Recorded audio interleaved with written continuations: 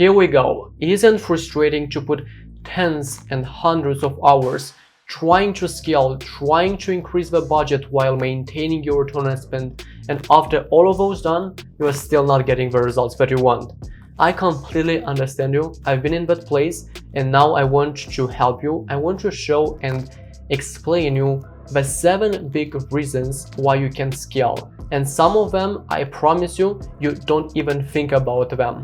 So the first reason is you're not measuring your data well enough. Maybe you're gonna say, well, what are you talking about? I'm pretty sure I measure everything that is going on in my ad account. Keep in mind that iOS 14 update, now everything that you see in your ad account is not very accurate. So what I do in my case is I have a spreadsheet where I give access to my clients, and if you are a business owner, then you can create just a spreadsheet for you, and there you will put every single action that you are doing, not only with your ads, but also with your website, with your email campaigns, and with your SMS campaigns as well. So how that will look like? First of all, I want to keep it simple. Have over there all the campaigns that you're running right now with all the ads, and then have some other columns that will cover the website optimization. So you'll include there the add to cart, initial checkouts, and also the conversion rate.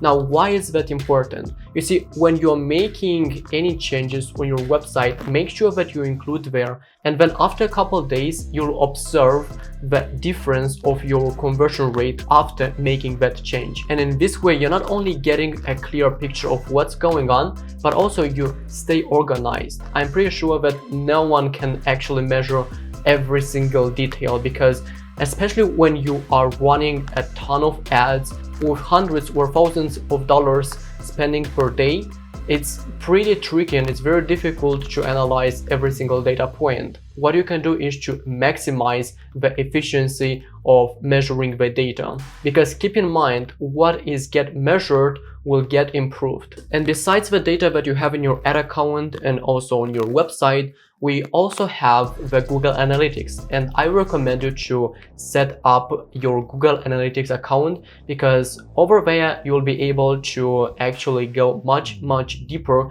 and see some data points that you do not have access in other platforms. Things like who is your audience, even what are their interests. You can literally see what is the bounce rate for each product page that will give you that ratio of how many people are leaving your website. As you can see, we've got a ton of information, and as you are spending more and more, your data points can be like in terms of millions. That's why if I go over every single detail, it's gonna take tens of hours. And from now on, I want you to ask yourself, how deep do you go with your data information? Now, if we move forward, the second reason is your creative strategy is not set for success. For this, I want to ask you a couple questions. The first question is, how frequently do you launch new ads? How many angles have you tested so far? And also, are you actually pushing the content that people enjoy? You see, if you have an answer for the first question, that you are launching somewhere between, let's say, 1 creative per month, that's the problem, because content is extremely important. People go on social media for entertainment, for connecting with other people. And if you are running the same creative, and if you're showing them the same ad over and over and over, they will get annoyed, and eventually they will hide your ads, which is a bad signal for Facebook. I do not care how much you're spending, and I don't care if you think that you have already good ads. I wanted to launch new creatives almost every single week, because that is the way to scale. And don't take my word, you can literally go to the ads library and you can see what other brands are doing. You'll observe that the most successful brands, they are running hundreds, if not thousands of ads. And don't you think that if they are more successful and if they are running that amount of ads, probably they figured out what is actually the right way to scale the business. Now, if you've tested only one single angle, that's again another problem, because you cannot appeal, you cannot resonate with all the potential customers with one single angle. You have to keep in mind that people are different. That's why you have to make sure that you have different positioning for your product, so you can appeal, you can resonate with multiple types of people. So for example, 2 very common angles you can find is positioning your product as for yourself or as a gift. In that way, you give yourself more choices to scale your brand. You actually talk to two different personas at the same time. So who do you think is going to win in the long run? The brand with one single angle or the brand with multiple angles? Comment below and let me know. And then the third question, are you actually pushing the right content that people enjoy? You see, if you are still operating based on what Facebook ad account tells you, well, I'm sorry, but most likely you are actually turning off the right ads or you're scaling the wrong ads. So that's why it's important to use UTM parameters. And I have a video about that. You can check it out right here.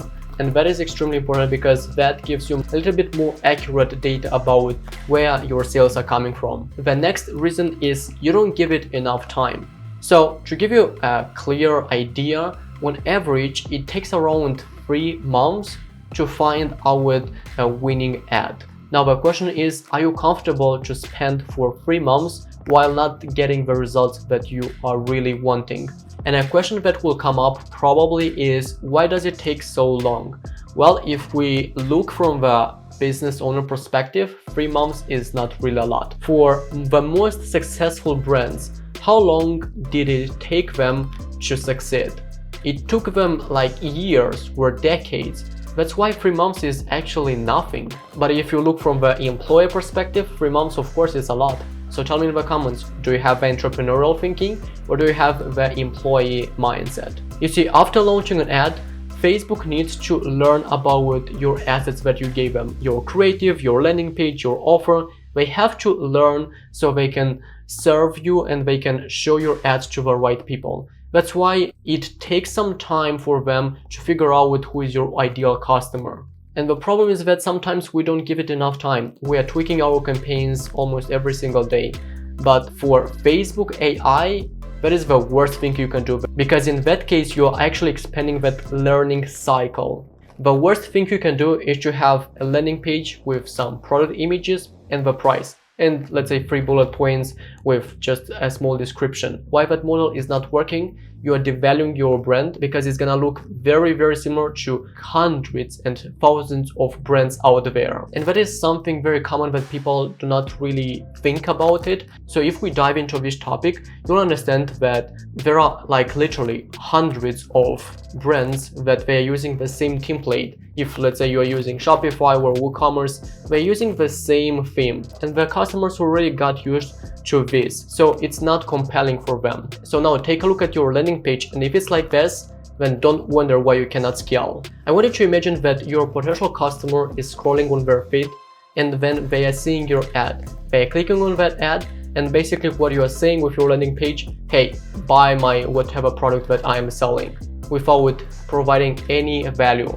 You see how cheesy and salesy that looks like? Like that person doesn't know you from Adam and you're telling them directly to buy from you, when they actually can find your product somewhere on Amazon, for example. That's why to differentiate yourself, you gotta add value to your product page by adding a story to your brand and also some information about you as a business owner. How did you start this brand? What is your mission? What do you want to accomplish with this business? Also make sure that you educate your potential customer about your product, having a section with unique selling propositions and reviews with some of your happy customers that they are using this product.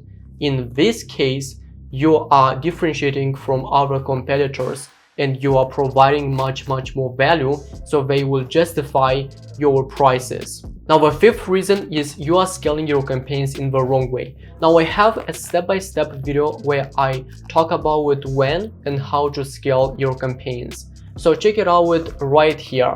I always say you gotta work with algorithms, not against them. That's why you have to make sure that you scale according to what Facebook wants.